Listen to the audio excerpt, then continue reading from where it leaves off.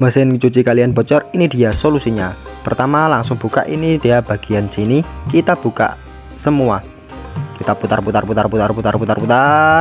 Nah ini dia dalamnya seperti apa, inilah kotor sekali. Langsung kita bersihkan menggunakan air, kita kopok, langsung kita pasang lagi, seret.